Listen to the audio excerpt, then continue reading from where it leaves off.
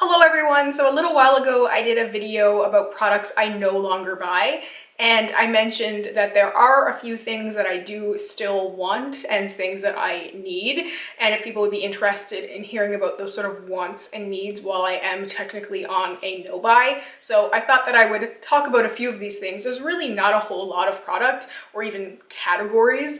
It's just because I have a lot of stuff and I've really been able to manage some of that. There's a difference between being like, oh, I want that, but not actually meaning it. Like, I like looking at new releases, being like, oh, I like this, these are the reasons why I like it, but then realistically knowing that it's not going to work for me for whatever reason, or I don't actually need to add it into my rotation or spend money on it. So the things that I have are some needs and some wants. The wants, you'll probably already know what they are, but I thought that I would talk about some of the things, the categories of products that I feel like I might need, and some of the things that I have purchased over the last couple of years. I looked at my purchase history in 2019, and I did do a whole video, I think the beginning of 2020, that was like a recap of my 2019 purchases. And then so far this year, I mean, we're November now, I've only purchased a handful of makeup products as well. So the first thing that I consider to be a need is some kind of a tinted base. Generally like a foundation, something like that. It's a lot easier to use and work through liquid and cream products than it is to work through powder. Anybody who's done a project pan would know this to be true. So in the past, I've had a lot of foundations, way too many foundations for what I realistically needed. But right now I'm down to about 1.5, and I don't have a good basic kind of foundation. Everything that I have is very luminous. So I have been thinking about purchasing foundation because I want something that's just basic. I just want some sort of skin tint coverage thing. I don't want anything that's going to be too luminous because that's what I already have. I have a tiny bit left of my Fenty one, and I have the Giorgio Armani one, and actually I think that's it. I think that's it for foundation. I have a CoverGirl one, but that's like a mixture.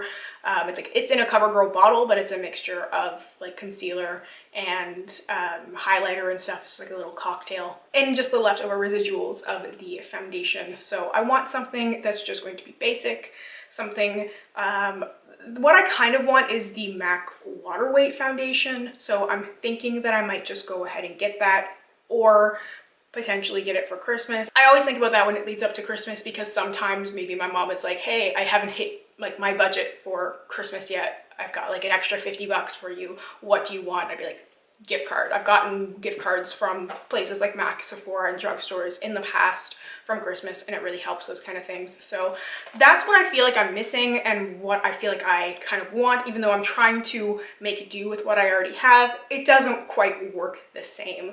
And I've been hesitant because I'm not certain what I want. Like, I know the kind of finish I want, but I'm not sure what product kind of fits that. And I'm not sure if I would like the Water Weight foundation again. I've gone through like 3 or 4 bottles in the past. So I'm not sure if I'd still like it. You know, there's all those things to consider, but it's definitely one of those things that I consider to be a need. If you wear makeup on a daily basis and you like to have some kind of base product, I feel like that's a need. And even during a no-buy year, it's going to be something you're going to need to repurchase or replace depending on how many you're starting with. So that's what I'm considering right now. Going along with base products, color corrector. So I don't tend to use a lot of concealer, except for in the cases of when I'm like trying to pan and finish up concealers that I already have. I will spot conceal if I have any sort of breakouts, but generally underneath my foundation, I color correct because I feel like that's the thing that helps me the most.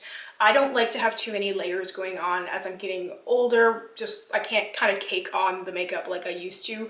So for me, as few layers as possible is the best sort of thing. So I use a pink under eye corrector, and then I will use a green spot corrector on any spots on my face where I have redness. Sometimes that's acne spots, acne scarring, and psoriasis in my particular situation. So I find that just works easier for me. And the things that I've probably repurchased the most over the last couple of years have been color correctors because I go through so much of it and I use it every time I'm putting on makeup, for filming, for everyday life. It's just one of those things that really makes me feel more confident in the way that my makeup looks. It's such an easy, simple step.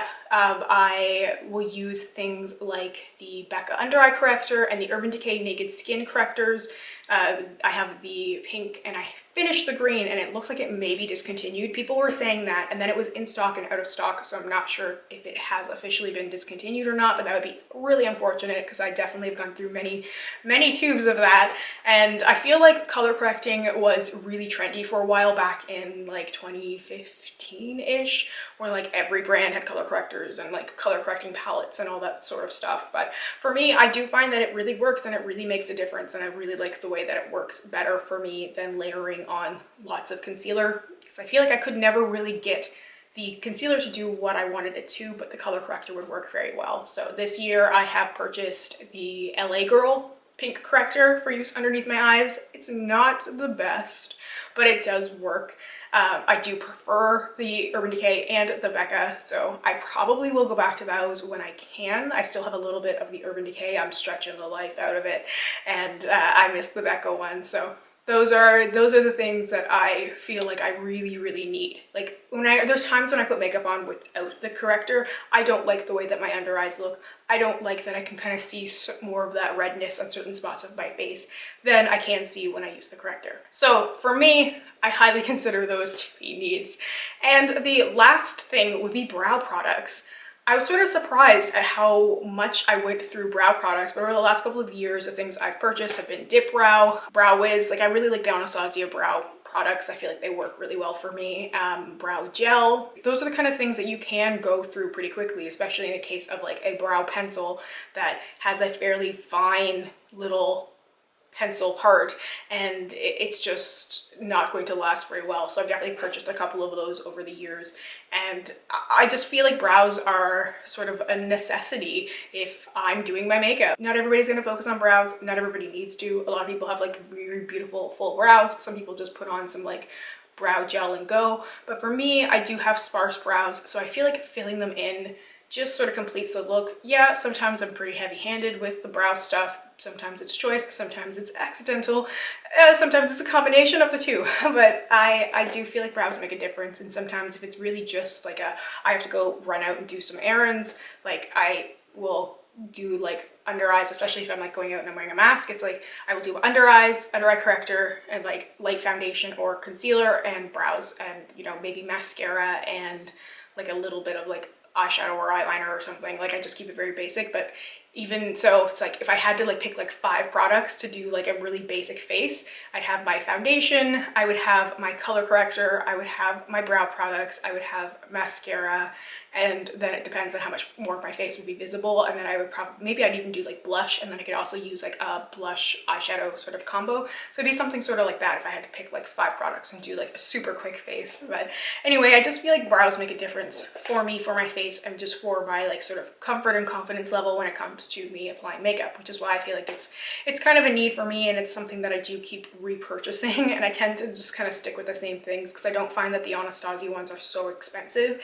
Like you have the Becca under eye corrector, which is like $50, and then you have like a Brow Wiz, which is $23, $24. So to me that makes more sense. A lot of like drugstore or brow pencils I haven't had good luck with, and some of them like brands like L'Oreal and Maybelline, their brow products still tend to be like $12. So I'm like, well, I'll just go with the one that I have the experience with and the one that works for me. So those are what I consider to be the needs, and based on my previous purchases. Now, there's always things that you're going to want. I mean, it doesn't matter what situation it is, there's always going to be things that you're going to want to buy, and some things you might want them, but you don't need them, and sometimes you might want them and realistically know that you just have no place for them.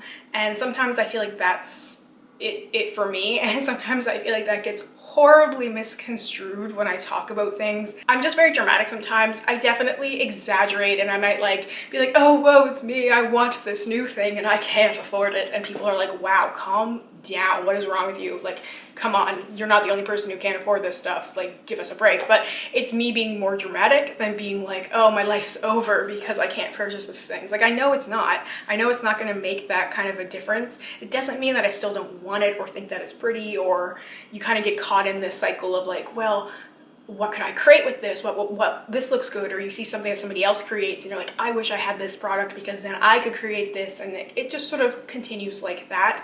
So I really wish people wouldn't take me so seriously sometimes when I get on one of my dramatic tangents, because especially when I'm talking about eyeshadow, I feel like that's the biggest thing, because like I love eyeshadow. I really love playing with eyeshadow. I mean, I love basically every category of makeup, but eyeshadow is a lot of fun. It's a lot of fun to play with colors. It's a lot of fun to play with the different textures and color combinations, and just to kind of see what you can come up with. I really have a great time with eyeshadow, which is why I'm always like, new eyeshadows, I would love this. This would be, you know, such a fun thing to play with. But I have a lot of eyeshadow, so it's a lot easier for me to be like, you know what? I will live without this. It will be okay. I don't actually need these things.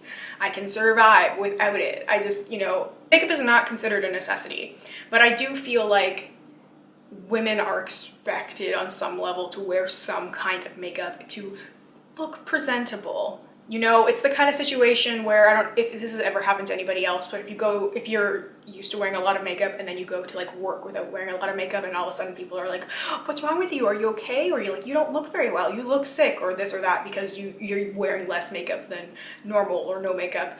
It's kind of a weird thing. It's just this you're expected. And I feel like those sort of base products like foundation, concealer, brows, whatever, those are kind of the things that are almost expected. Like, you're expected to kind of present yourself in that kind of way. And for me, I just feel more comfortable with it. But eyeshadow is just fun. Eyeshadow is just fun to play with.